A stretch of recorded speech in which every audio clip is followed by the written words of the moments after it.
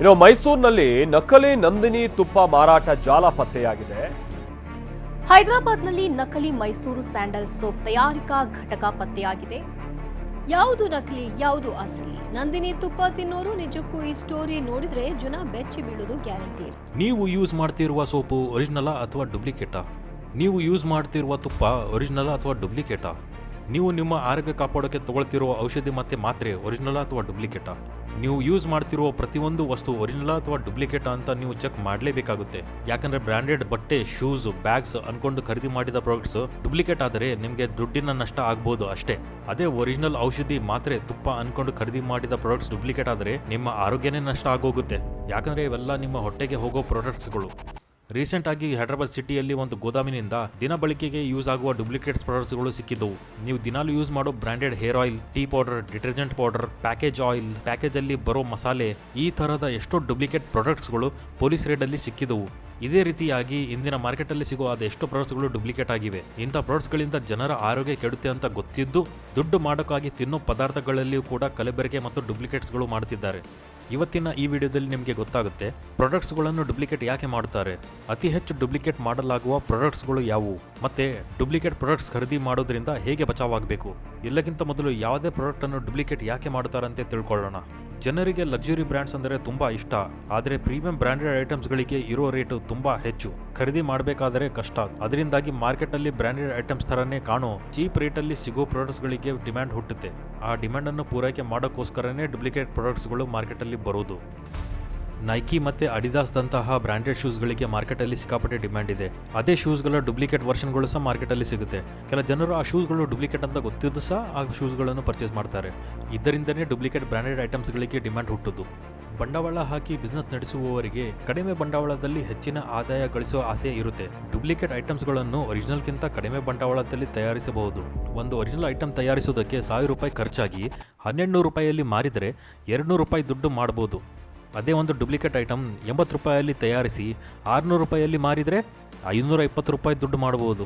ಈ ರೀತಿ ಕಡಿಮೆ ಬಂಡವಾಳದಲ್ಲಿ ಹೆಚ್ಚಿನ ಆದಾಯ ಗಳಿಸುವ ಅವಕಾಶ ಸಿಕ್ಕರೆ ಯಾರಾದರೂ ಬಿಡ್ತಾರಾ?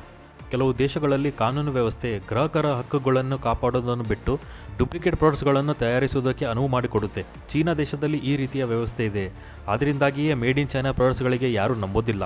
ಟೆಕ್ನಾಲಜಿ ಎಷ್ಟೋ ಅಡ್ವಾನ್ಸ್ ಆಗಿಬಿಟ್ಟು ಕೆಲವು ಐಟಮ್ಸ್ಗಳಲ್ಲಿ ಗುಣಮಟ್ಟ ಚೆನ್ನಾಗಿ ಆದರೂ ಕೂಡ ಜನ ಮೇಡ್ ಇನ್ ಚೈನಾ ಐಟಮ್ಸ್ಗಳನ್ನು ನಂಬೋದಿಲ್ಲ. ಯಾವುದೇ ಇಲ್ಲಿಗಲ್ ಆ್ಯಕ್ಟಿವಿಟಿ ಮಾಡುವಾಗ ಸಿಕ್ಕಿ ಹಾಕ್ಕೊಂಡ್ರೆ ಜೈಲು ಶಿಕ್ಷೆ ಅಂತೂ ಗ್ಯಾರಂಟಿ. ಡ್ರಗ್ ಟ್ರಾಫಿಕಿಂಗ್ ಮಾಡಿಬಿಟ್ಟು ಸಿಕ್ಕಾಕೊಂಡ್ಬಿಟ್ರೆ ಅತಿ ಕಠಿಣ ಜೈಲು ಶಿಕ್ಷೆ ಆಗುತ್ತೆ. ಅದೇ ಡೂಪ್ಲಿಕೇಟ್ ಐಟಮ್ಸ್ಗಳನ್ನು ತಯಾರಿಸಿ ಮಾರುವವರಿಗೆ ಹೆಚ್ಚಿನ ಜೈಲು ಶಿಕ್ಷೆ ಅಥವಾ ದಂಡ ಇಲ್ಲ. ಅದಕ್ಕೆ ಕಡಿಮೆ ರಿಸ್ಕಿನಲ್ಲಿ ಇಲ್ಲಿಗಲ್ ಆ್ಯಕ್ಟಿವಿಟೀಸ್ ಮಾಡುವವರು ಡೂಪ್ಲಿಕೇಟ್ ಐಟಮ್ಸ್ ತಯಾರಿಸುವ ಕೆಲಸಕ್ಕೆ ಇಳಿದು ಬಿಡ್ತಾರೆ. ಮಾರ್ಕೆಟಲ್ಲಿ ಎಲ್ಲಕ್ಕಿಂತ ಹೆಚ್ಚು ಡೂಪ್ಲಿಕೇಟ್ ಮಾಡಲಾಗುವ ಐಟಮ್ಸ್ಗಳು ಯಾವುವು? ಲಕ್ಸುರಿ ಗೂಡ್ಸ್ ಅಂದರೆ designer handbag, designer watch, designer shoes, high end ಬ್ರ್ಯಾಂಡ್ಗಳಾದ ಲೂಯಿ ವಿಟಾನ್, ಗುಚ್ಚಿ ಮತ್ತು ರೋಲೆಕ್ಸ್, ಈ ಎಲ್ಲ ಐಟಮ್ಗಳಿಗೆ ಮಾರ್ಕೆಟಲ್ಲಿ ತುಂಬ ವ್ಯಾಲ್ಯೂ ಇದೆ. ಮತ್ತು ಈ ಐಟಮ್ಗಳಿಂದ ಸ್ಟೇಟಸ್ ಸಿಂಬಲ್ಸ ಇರುತ್ತೆ. ಅದರಿಂದಾಗಿ ಈ ಐಟಮ್ಗಳಿಗೆ ಎಲ್ಲಕ್ಕಿಂತ ಹೆಚ್ಚು ಡೂಪ್ಲಿಕೇಟ್ ಮಾಡಲಾಗುತ್ತದೆ. ಮತ್ತು ಎಲೆಕ್ಟ್ರಾನಿಕ್ಸ್ ಐಟಮ್ಸ್ಗಳಾದ ಸ್ಮಾರ್ಟ್ ಫೋನ್ಸ್, ಟ್ಯಾಬ್ಲೆಟ್ಸ್, ಹೆಡ್ಫೋನ್ಸ್ಗಳನ್ನು ಕೂಡ ಎಲ್ಲಕ್ಕಿಂತ ಹೆಚ್ಚು ಡೂಪ್ಲಿಕೇಟ್ ಮಾಡಲಾಗುತ್ತದೆ. ಅದಲ್ಲದೆ ಫಾರ್ಮಾಸ್ಯೂಟಿಕಲಲ್ಲಿ ಬರುವ ಎಷ್ಟೊಂದು ಔಷಧಿಗಳು ಮತ್ತು ಗುಳಿಗೆಗಳನ್ನು ಡೂಪ್ಲಿಕೇಟ್ ಮಾಡಲಾಗುತ್ತದೆ. ಒರಿಜಿನಲ್ ಅಂತ ನೀವೆಲ್ಲ ತಗೊಳ್ತಿರೋ ಎಷ್ಟೋ ಔಷಧ ಮತ್ತು ಮಾತ್ರೆಗಳು ಒರಿಜಿನಲ್ಲೇ ಆಗಿರೋದಿಲ್ಲ. ಕೊನೆಯದಾಗಿ food items. High value food ಐಟಮ್ಸ್ಗಳಾದ ಆಲಿವ್ ಆಯಿಲ್, ಹನಿ ಮತ್ತು ವೈನ್ ಇವೆಲ್ಲವನ್ನು ತುಂಬ ದೊಡ್ಡ ಪ್ರಮಾಣದಲ್ಲಿ ಡೂಪ್ಲಿಕೇಟ್ಸ್ ಮಾಡಲಾಗುತ್ತದೆ. ಫುಡ್ ಐಟಮ್ಸ್ಗಳಲ್ಲಿ ಡೂಪ್ಲಿಕೇಟ್ ಮಾಡೋದಕ್ಕೆ ಇನ್ನೊಂದು ಕಾರಣ ಏನಂದರೆ ಫುಡ್ ಐಟಮ್ಸ್ಗಳಲ್ಲಿ ಡೂಪ್ಲಿಕೇಟ್ಸ್ ಕಂಡುಹಿಡಿಯೋದು ತುಂಬ ಕಷ್ಟ ಆಗಿರುತ್ತೆ. ಕಳಪೆ ಗುಣಮಟ್ಟದ ಹನಿ ಮತ್ತು ಆಲಿವ್ ಆಯಿಲಲ್ಲಿ ನೀವು ಎಸೆನ್ಸ್ ಮಿಕ್ಸ್ ಮಾಡಿಬಿಟ್ಟರೆ ಜನರಿಗೆ ಯಾವುದು ಒರಿಜಿನಲ್ ಯಾವುದು ಡೂಪ್ಲಿಕೇಟ್ ಅಂತ ಗೊತ್ತೇ ಆಗೋದಿಲ್ಲ. ಈ ರೀತಿಯ ಡೂಪ್ಲಿಕೇಟ್ ಐಟಮ್ಸ್ಗಳನ್ನು ಖರೀದಿ ಮಾಡೋದ್ರಿಂದ ಹೇಗೆ ಬಚಾವಾಗಬೇಕು? ಎಲ್ಲಕ್ಕಿಂತ ಮೊದಲು ನೀವು ಯಾವುದೇ ಐಟಮ್ಸ್ ಖರೀದಿ ಮಾಡಿದರೆ ಅಥರೈಸ್ಡ್ ಡೀಲರ್ ಇಲ್ಲ ರಿಟೇಲರಿಂದನೇ ಖರೀದಿ ಮಾಡಬೇಕು. ಅಥವಾ ಬ್ರ್ಯಾಂಡ್ಸ್ಗಳ ಅಫಿಷಿಯಲ್ ಸ್ಟೋರ್ಗಳಲ್ಲಿ ಹೋಗ್ಬಿಟ್ಟು ಖರೀದಿ ಮಾಡೋದೇ ಒಳ್ಳೆಯದು.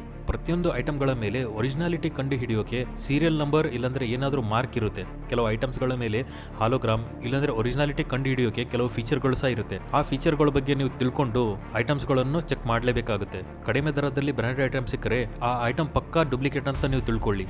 ಯಾಕಂದರೆ ಯಾವುದೇ ಬ್ರ್ಯಾಂಡೆಡ್ ಐಟಮ್ ಕಡಿಮೆ ರೇಟಿನಲ್ಲಿ ಸಿಗೋದು ತುಂಬ ಕಷ್ಟ. ಅದಕ್ಕಾಗಿ ಯಾವುದೇ ಐಟಮ್ ಪರ್ಚೇಸ್ ಮಾಡೋಕ್ಕಿಂತ ಮುಂಚೆ ಅದರ ಬಗ್ಗೆ ಎಲ್ಲ ಜ್ಞಾನ ಪಡ್ಕೊಳ್ಳಿ. ಅದರ ಅಥರೈಸ್ಡ್ ಶೋರೂಮ್ ಇಲ್ಲಾಂದ್ರೆ ಡೀಲರ್ ಇಲ್ಲ ರಿಟೇಲರ್ ಎಲ್ಲಿರ್ತಾರೆ, ಆ ಐಟಮಿನ ಫೀಚರ್ಸ್ ಏನು ಮತ್ತು ಅದರಲ್ಲಿ ಒರಿಜಿನಾಲಿಟಿ ಕಂಡು ಹಿಡಿಯೋಕೆ ಏನು ಗುರುತುಗಳಿರುತ್ತೆ, ಫೀಚರ್ಸ್ ಏನಿರುತ್ತೆ ಅಂತ ನೀವು ತಿಳ್ಕೊಳ್ಳೇಬೇಕಾಗುತ್ತೆ. ನೀವು ಜಾಗರೂಕರಾಗಿ ರಿಸರ್ಚ್ ಮಾಡಿಬಿಟ್ಟು ಕರೆಕ್ಟ್ ಪ್ಲೇಸಿನಿಂದ ಪರ್ಚೇಸ್ ಮಾಡಿದರೆ ನಿಮಗೆ ಯಾರು ಟೋಪಿ ಹಾಕೋದಕ್ಕೆ ಸಾಧ್ಯವಿಲ್ಲ. ಡೂಪ್ಲಿಕೇಟ್ ಐಟಮ್ಸ್ಗಳಿಂದ ದೇಶದ ಆರ್ಥಿಕತೆ ಮೇಲೆ ಸಹ ಪ್ರಭಾವ ಬೀರುತ್ತೆ. ಡುಪ್ಲಿಕೇಟ್ ಐಟಮ್ಸ್ ತಯಾರಿಸುವವರು ಟ್ಯಾಕ್ಸ್ ಕಟ್ಟೋದ್ರಿಂದ ಬಚಾವಾಗ್ತಾರೆ, ಟ್ಯಾಕ್ಸ್ ಫ್ರಾಡ್ ಮಾಡ್ತಾರೆ, ಮತ್ತೆ ಆ ಬಿಸ್ನೆಸ್ದಿಂದ ಗಳಿಸಿದ ದುಡ್ಡು ಕ್ರಿಮಿನಲ್ ಕೆಲಸಗಳಲ್ಲಿ ಯೂಸ್ ಮಾಡ್ತಾರೆ. ಅದಲ್ಲದೆ ಡುಪ್ಲಿಕೇಟ್ ಐಟಮ್ಸ್ಗಳಿಂದ ನಿಮ್ಮ ಪ್ರಾಣಕ್ಕೂ ಅಪಾಯ. ಕೆಲವು ಐಟಮ್ಸ್ಗಳು ಸೇಫ್ಟಿ ಮತ್ತು ಕ್ವಾಲಿಟಿ ಸ್ಟ್ಯಾಂಡರ್ಡ್ಸ್ ಇಲ್ಲದೇ ತಯಾರಿಸುವುದರಿಂದ ಆ ಐಟಮ್ಸ್ಗಳು ಉಪಯೋಗ ಮಾಡುವವರ ಪ್ರಾಣಕ್ಕೆ ಅಪಾಯ ಆಗಿರುತ್ತೆ. ಡುಪ್ಲಿಕೇಟ್ ಬ್ರ್ಯಾಂಡೆಡ್ ಐಟಮ್ಸ್ಗಳಿಂದ ಮೋಸ ಹೋದವರು ಒರಿಜಿನಲ್ ಬ್ರ್ಯಾಂಡೆಡ್ ಐಟಮ್ಸ್ಗಳನ್ನು ನಂಬೋದು ಕೂಡ ಬಿಟ್ಟುಬಿಡ್ತಾರೆ. ಇದರಿಂದ ದೇಶದ ಆರ್ಥಿಕತೆಗೆ ನಷ್ಟ ಆಗುತ್ತೆ. ಈ ವಿಡಿಯೋ ನಿಮಗೆ ಇಷ್ಟ ಆದಲ್ಲಿ ಈ ವಿಡಿಯೋಗೆ ಲೈಕ್ ಮಾಡಿ ಮತ್ತು ಶೇರ್ ಮಾಡಿ, ಮತ್ತು ಸಬ್ಸ್ಕ್ರೈಬ್ ಮಾಡಿ ನಮ್ಮ ಈ ಲೋಕ ಚಾನಲ್ಗೆ.